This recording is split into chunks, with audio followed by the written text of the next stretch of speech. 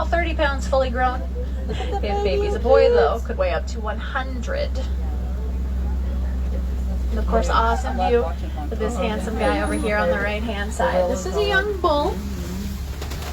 We can tell because he's out here all by himself. When the bulls reach adulthood, they are kicked out of the elephant herd, and they'll go off on their own like him, or occasionally we see small bachelor groups, but for the most part, they like to live solitary lives. Now, herds are a matriarchal society, so there's a dominant female in charge. They're made up of females and their little ones, but little is a relative term. After being pregnant for 22 months, almost 2 years, mama will give birth to a 200 to 300 pound baby elephant. We'll head on over to the red clay pits, see if we can find any more elephants. They like to hang out in that area because elephants like to eat red clay. It's kind of like taking a vitamin for them. They'll dig their tusks into the clay to loosen it and then eat it. Both male and female African elephants have those ivory tusks. So sadly, it is their tusks that they're being poached for, and every single elephant is at risk of poaching. It's just one problem that elephants face, though. They also face habitat loss. Humans are moving on to their homes. Oftentimes to mine, there's a material called coltan, which is used to make cell phone batteries and other small electronics. Now, as we move into their homes to mine, humans and elephants are sharing more and more space, which is not only incredibly dangerous for the elephants, but for humans as well. Something that happens a lot is that elephants wander through farmland. They crush farmers' crops, inadvertently destroying their livelihood, and then the farmers retaliate against the elephants. We want to avoid that kind of human-animal conflict. So here on the reserve, we've been studying this herd of elephants for years. Something we discovered a while back is that elephants run from bees.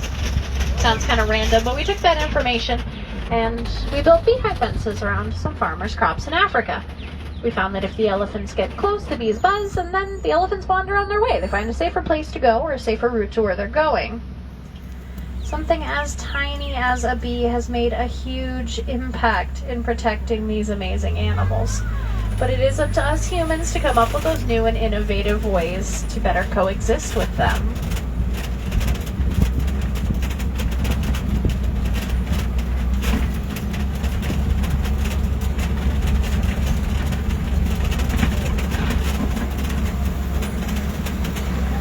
And up ahead of us is a flamboyance of greater flamingo. Really cool fact about greater flamingos, they are born gray instead of pink. They eat brine shrimp though. Brine shrimp is high in beta-carotene. After about a year or two of eating the shrimp, it causes their feathers to change colors. They are still the lightest type of pink flamingo though. They're also the largest type of pink flamingo. They stand at about 5 feet tall and can weigh up to a whopping 9 pounds.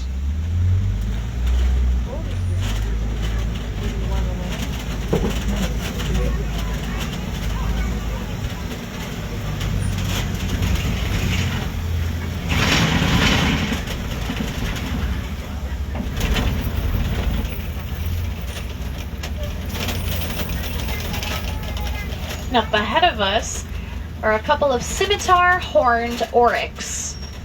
Their name comes from the Middle Eastern sword, the scimitar. It's kind of like the swords that the guards have in the movie Aladdin.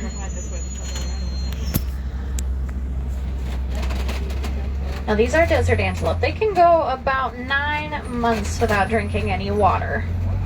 If they find water, they will drink it. They just don't necessarily need it.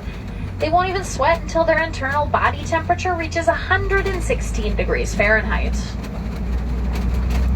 Now you look at those amazing curved horns, you might think that that's a great defense. Unfortunately, not so much.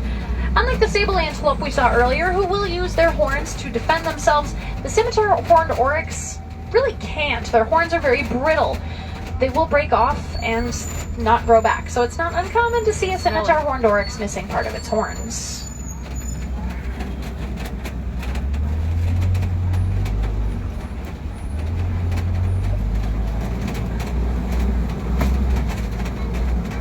Oh, up ahead there's a cheetah. It's going to be over on the left-hand side, kind of lying near the tree line. Cheetahs are the fastest land mammals in the world. They can go 0 to 60 in 3 seconds. They can't hold that speed very long. They're sprinters, not marathon runners. They can only go a couple hundred yards before they have to slow down. They're going to hunt during the day, which is rare. Most big cats hunt at night.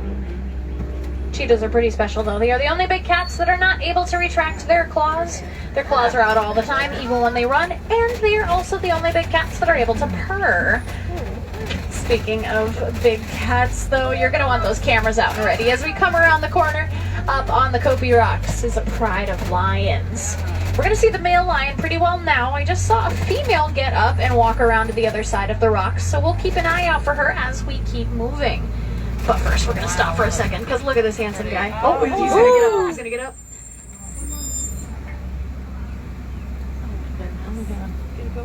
Show it off. Show it off. Show it off. Isn't he stunning? Oh.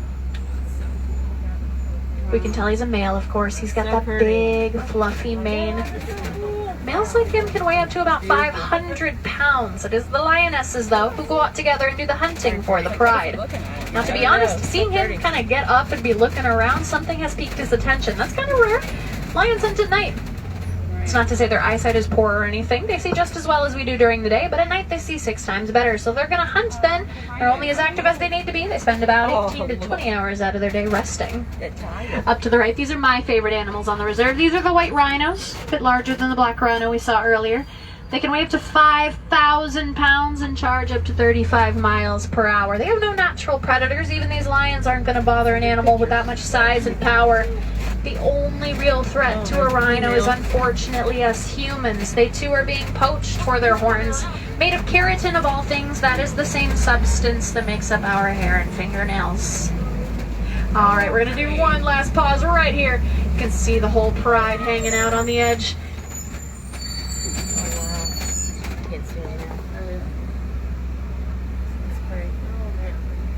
Awesome view of that pretty lady out on the rocks. Yeah. As we come around the corner, up ahead are some warthog burrows. Warthogs are the largest burrowing mammals in Africa. Oh, you can see some up on the hill. They're kind of facing away from us. They look like fuzzy logs. Those are warthogs, though.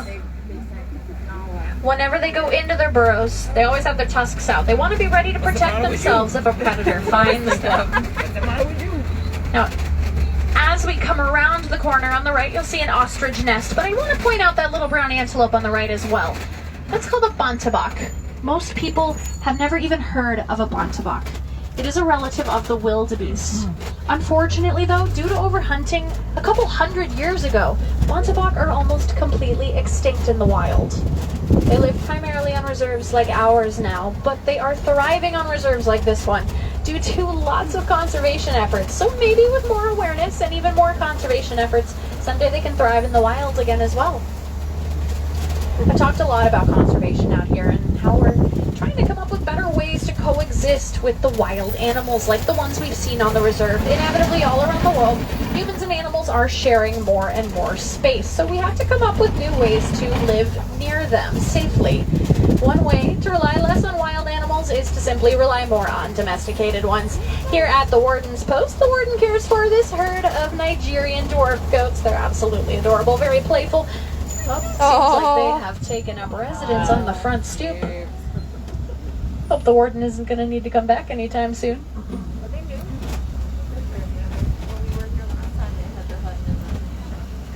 Sadly, though, the Warden's Post is the edge of the reserve, which means our safari is reaching its end. On behalf of myself and all of us here at